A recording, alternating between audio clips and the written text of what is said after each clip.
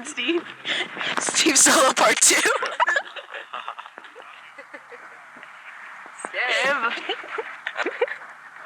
Steve, don't give a damn about you or me. Just buy his gun and watch TV. Let's go! Just stop it already. $10. It says Super Tan Barbie.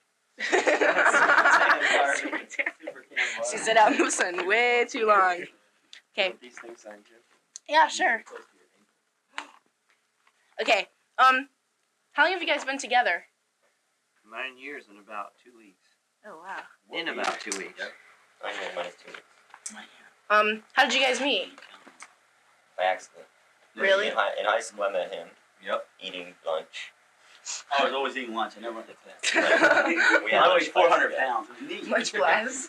That's the only class we ever had together. Did It you was pass? Lunch, yeah. But lunch? Almost not, because I don't know. I guess it How did you meet at lunch? Were you like in the outsiders table? Or Yeah, we had this table. It was more like the you know how they had the bad egg bus when we were on the other tour. Okay, it was more like the bad egg table. It was like encourageables and psychos that we used to let sit there. Like this one guy named Mike Darnell, who I think is going on to become a missionary. Joe used to be so amused by him. He would always talk about like Jesus and stuff and how he wanted to convert people, and we would just sit there and like laugh and sort of encourage him on. we were not the most loved people in the school. Put it that way. No, never mind. We won't get into it. Also, there was Scott Peeler, this other guy who was great at not coming to school. He knew like how many days a year you could miss before he got in trouble, and he missed them all. This is great for a high school radio station. Yeah. He hated school so much. My father was a teacher. He ended up tutoring this guy because he wouldn't go to class, so he had to have a private tutor. So my dad would do that on the side. This too.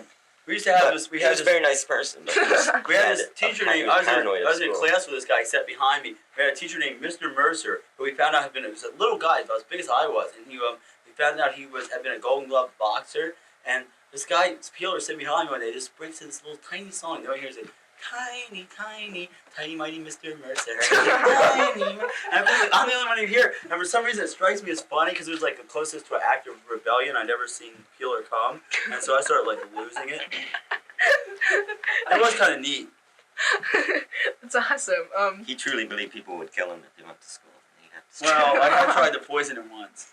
Yeah, he really did? Oh, jeez, I feel bad because I'm the one who told him people are after him. Well, I'm glad you waited a while to tell me that. Let me see. When you started out, what kind of audience were you guys looking for? Like the kind One of that never... wouldn't throw things at us. The elderly, actually, because a lot of times you play from real old people, and if they like you, they'll put you in their will. That was like the original idea. So when like younger people started showing up, we were really disappointed. We were quite sad. I'm sorry. Generally, I hate the young anyway. So. Like children or teenagers? Teenagers in particular. I had to be on a plane from France. I had to be on a plane for like 6 to 8 hours with just these like screaming teenage idiot assholes who've been over in France on a they go over the class trip to France where they stay for 2 weeks and annoy French families and make them think that every American is an illiterate piece of crap. So I had to be on this plane with them coming back, and it was like this bad nightmare. So that like just reinforced my hatred of teenagers. You were never one yourself? No, I was actually never a teenager. You can ask Joe. I went. I'm sort of like most of my mind is occupied with being a child, but the rest of my mind is like kind of like an old person. I was never a teenager ever. I began practicing safe sex in the 70s just because I knew. He had a full beard in the 10th grade. That's another weird thing about me. Yeah. I forgot about that. Did you like start with the chops and work your way down? Well, I just hate to shave. It's this thing. I shaved. Did I do it this morning? I'm gonna shave this. No, last night I shaved, and this is all grown in since then. So. What are some bands you guys are into right now? Like you listen to on the. I just got the Super Chunk singles last night. Got the new Nick Cave, Henry's Dream, like King Missile. I like the new XTC record. New XTC record's really good. Although that AP gave it a bad review, and I thought they missed the point. So, Ween. Ween. Yeah. Oh, I wasn't. Yeah, I'm busy. You're busy creating. And let me think. Who else is great? Ween. Yeah, I said Ween. I'm trying to think of what else I've heard lately that I really, really like. Oh no, it's a song from the Chili Peppers. Which you prefer, equal, sugar, or the pink stuff? Sugar. Sugar. Easily sugar. Equal will make you a manic depressive. Actually, don't do equal because it messes with your brain chemistry and not in a fun way. Okay. I'm serious about this. All right. What am I say? Why did you guys switch who was actually going to the shore and bitching Camaro? A lot of people ask that because that was like the 10th take. The other takes have been so obscene that we knew they were never going to be on the radio. And by the time we actually got a good take, it was completely half-assed. I like it because it's surreal. It has a nice surrealist element to it. A lot of people have pointed that out, that it switches, but I just tell them to shut the hell up. Or I'll kill them. See, in the original version,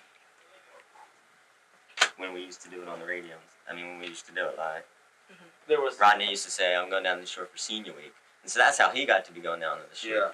But then that part got left out, and so I just assumed that he said that when I finished the song.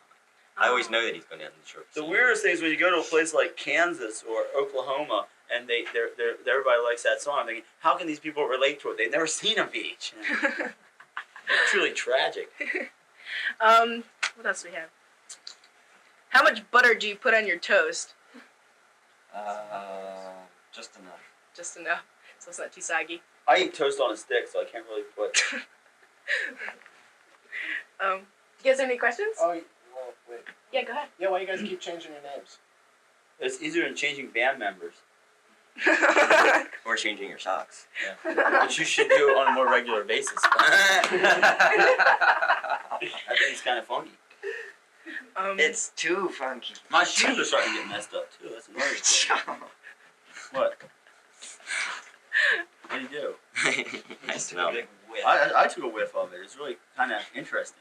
It's addictive. Got me. Has anybody? My Sharpie's going to hell. Does anybody have a Suck on Sharpie? you. Spare one on? No, I do not. I do. You do? Can I borrow it? What do you need a Sharpie for? I'm making set lists. But not So- good set lists. Are you guys gonna play a lot of stuff off your new tape, or is it gonna be a nice little? We potpourri? can't play stuff off the new CD because, well, we can play some of it, not a lot, because my sampler that we did most of the sounds for the new CD has died. It died last night. It died once before in Denmark, but hopefully I can get it fixed. So that wipes out like Shafting, Greenland, which we'd like to do, War Toys, You can Big do Scary word Place. with a different sound. How can we do that without that sound? Just use the grungier sound that from your other thing distorted. Distort it with what? I don't know. Can you Lies in distort your it? I think the key phrase in all that, Joe, was I don't know. Oh, your sampler's the thing that has the distortion thing. Wow! You're getting there. What was your question that you wanted me to You can ask buy them about distortion. proms? Oh yeah. Did you go to prom? I've been to a lot of them. I went to Everybody else two. goes on. Yeah, he's been to two. I went to 2 in a row. I've been to 3 or 4, I think. 'Cause my sister's had like a lot of friends. So, I have 2 sisters. So they're like, my friend doesn't have a date for the prom because she's been convicted of an axe murder. Dave, were you a regular prom goer? I've never been to a prom in my life. I almost There's went still hope. I almost went to one when I was about 30, but Yeah. I didn't go. Actually, I did not go to my senior prom. I had a big party at my house, hundreds of people, everywhere. But I didn't go because my girlfriend at the time was in the Air Force, so I didn't go to my senior prom. I stayed and drank with a friend of mine, and who didn't go for reasons we shan't go into here. But then and then everybody showed up afterwards, and we got really smashed. I wound up eating the dirt. And I'm not speaking metaphorically. I actually wound up with a mouthful of dirt.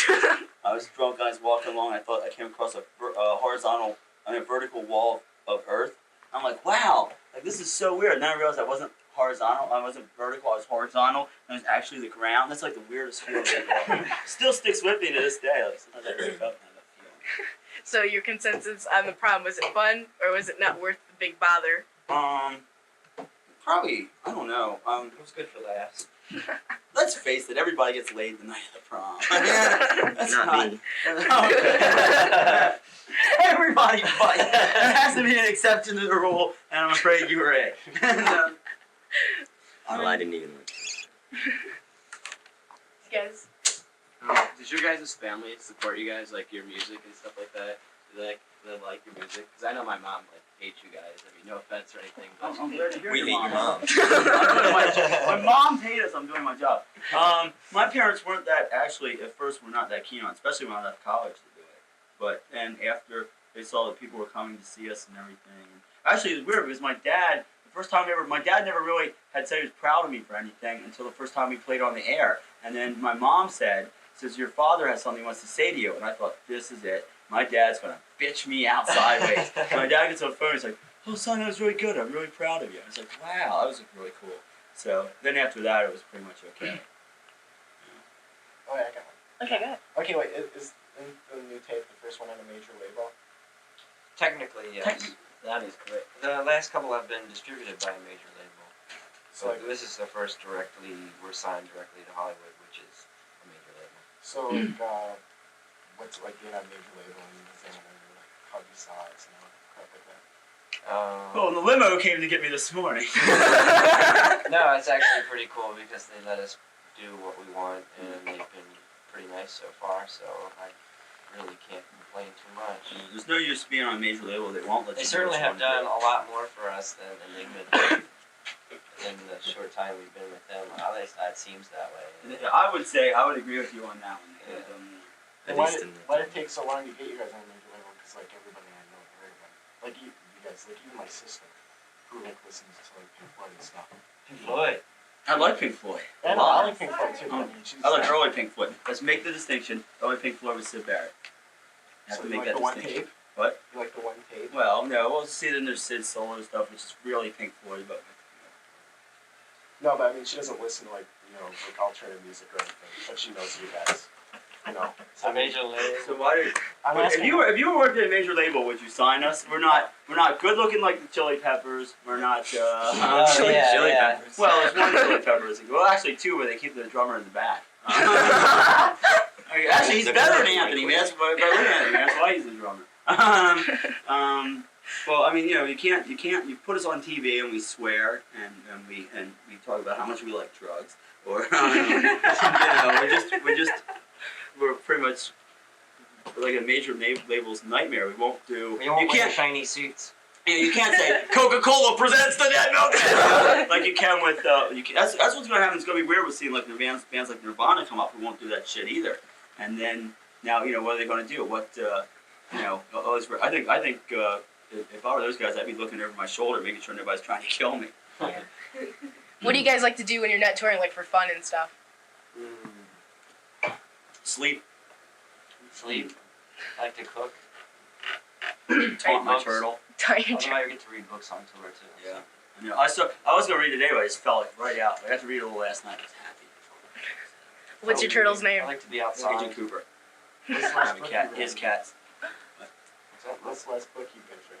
The last book I finished, what was that? Be happy, choose Well, I did read. Last book I read was The Celestial Railroad by Nathaniel Hawthorne, but it's a collection of short It's a good one. stories. I just finished Umberto. The last one I finished was in Europe. Umberto Eco's Name of the Rose.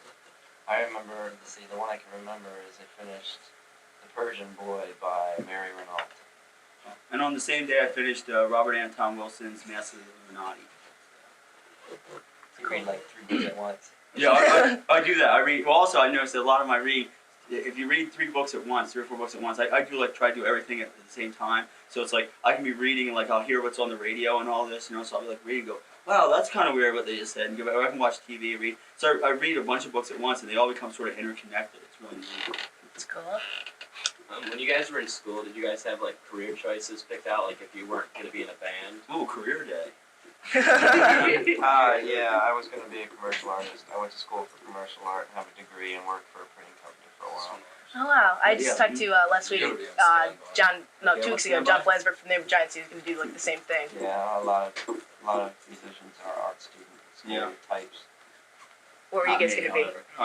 Me, I would have either, when I was younger, I thought I would be a lawyer up until I was in high school, and then I went to college, political science major. So I thought I may have gone on and maybe taught political science, which is what most political science majors want to do. Although a lot of political science majors want to be janitors, which would have been a fine career choice. What about you? Well, I went to school for communications, but I decided to work in a library. where everybody goes, shh. That communications major, library. I liked it. I liked it a lot. Thanks for clearing that one up. What about you? I don't know. I really never thought about it. It's just Yeah, so many of us don't know what we're gonna do. No, not really. What I like to do is sometimes I just like look up at the sky and pretend that everything's gonna be okay. It's great not to know what you want to do. When they used to have career day at school, like, they started in like 6th grade, they said, all right, you got to start thinking about your career. I was like, oh, this is kind of early, like, 11, 12 years old. And then they would bring in these people with these really crappy jobs.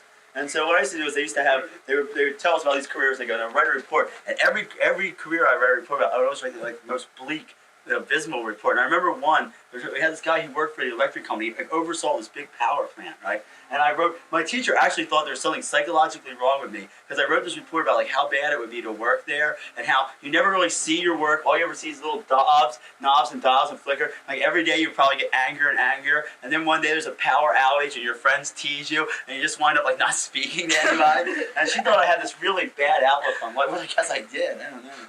Did you read the report for the insert in smoking banana peels? No, he did that. Oh, you did? Yeah, and our roadie. Was that That's right. Oh, so it wasn't like a real thing you got from a kid. No. I have to hang it up in my room. My mom wonders what's wrong with me. But My parents used to always wonder what was wrong with me. So are you all picking careers now? No. Don't get it. Serial killer sounds good. Serial Killer is good. I was watching the show called, when we were in Holland, it was called Nesbitt. It's this show about this English working class guy, and he has these 2 psychotic children, and one kid was talking, he goes, when I grow up, I'm going to be a lone killer. I'm going to stalk the highways with a rifle and kill them. And his brother goes, oh, that sounds like fun. Can I go with you? And the mother's like, don't be stupid. How can he be a lone killer if you go with him? So, there's a great career choice, lone killer. Transient, I always thought would be my job. I always thought, there was another thing when I was younger. I thought, when I was in my early teens, I started reading a lot of Jack Kerouac, and I thought that I would just bum from city to city, which is kind of what I do now. Yeah. It's like the more tragic version on the road. Bag ladies always have a lot of cool stuff. So. That's a bad job because the winter time rolls around, and it ain't good to be a bag lady. shelters. No, shelters. Ain't enough In shelters. Philadelphia, there are not too many of them. Yeah. Not enough. So you guys are from Philadelphia. Is it hip there? Is it a lot of fun? Are you glad you're touring? It's cool in the sense that it's not a cool city. You know what I mean? It's like in Boston, you have 400 bands, and it's there's this big scene. In Philadelphia, it's nobody cares, and that's kind of cool. Yeah. You can go see big acts, and where it would be normally crowded, and there's only a few people there, so you get more of an intimate. I saw MC 900 Foot Jesus with about 10 other people. That's cool. I once saw the Jazz Butcher with about 6 other people. That's awesome. So did you get to Not talk for to the band. The last time the Jazz Butcher was by, because he's my absolute hero. I think he's probably the greatest songwriter around. I got to hang out with him and talk to him and drink with him. That was kind of neat. But it was really crowded that time. Do you guys have problems with people seeing you on the street and going, Dead Milkman? No, in Philadelphia. Or the occasional you suck or move the hell out of our city. Hey, scumbag, hit the road. Oh, one lady in the bank that time was like, you're one of them. And we'd just been in the paper, it was just really weird. I was like, yeah, I'm one of them. I was smart. I went, yes, I am one of them. Isn't everyone? Go ahead. Okay, that part about the lady in Detroit and right-wing pigeon, is that a slur against Detroit? Or? No, it's Detroit itself is syllabically weird. It's got an odd combination of hard and soft consonants. I didn't steal it. He took it. He's been through it too. Call the cops. Detroit is just an odd. There's of course Detroit Rock City. Also, the first time I was ever in Detroit, somebody tried to sell me an Uzi when I'd been there for about 10 minutes. Are you guys gonna vote this November, or do you guys know who you're gonna vote for, or is you just not gonna bother? Probably not unless I go in and vote for some sort of silly candidate, off the top of my head, make up something. Joe Afro. Who? Joe Afro. Never heard of him. I'm pretty sure I'm gonna vote, but I'm not sure who. Man, remember, if you vote for Joe Biafra, someday we'll all be working in Jeller's big labor camps. I'm probably gonna vote for Clinton. Yeah. Yeah, you got a lesser of two evils thing in this case, but then you have Albert Gore as vice president and his wife Tipper with a lot of power. Then, so Joe, you could be voting yourself out. I don't know how much power a vice In president Pennsylvania, they wastes have on a that. senator who's running against Arlen Specter, and Miss Lynn Yackel who's running against Specter. I think for me, that's a reason to vote. Yeah, that's the thing. We had in some of the smaller elections we had to go in. I have what I believe everybody. I belong to the Giant Squid Party, which is I believe everybody should have their own party. And everybody, we don't allow any more members in but me. One member, that's it. And everybody should have their own party and should just vote. And it's good that now people are getting to see these elections. It's the joke they are. My brother, a while ago, had registered Dance Party, Yeah. which showed up on the voter registration rolls as a D, so they thought he was a Democrat. And they would always come around and they say, "You're a registered Democrat," and he goes, "No, Dance Party." Wasn't he registered Christian Lunch Party? Christian Lunch Party, Lunch too. Party. That's my favorite one. That looked like communists. They thought he was really it was really Christian Lunch. I used to be the only registered socialist in all my county. With one guy. That was kind of neat. Yeah. And they knew about me too. They were like, A majority of one. it was kind of neat. Well, there were a lot of other people in the thing, but they just never registered as that. So, in the amazing Chester County socialist community, we had hardcore communists in Chester County too. But we just wouldn't speak to them. What the hell were you talking about when we were driving in? We heard you on the radio.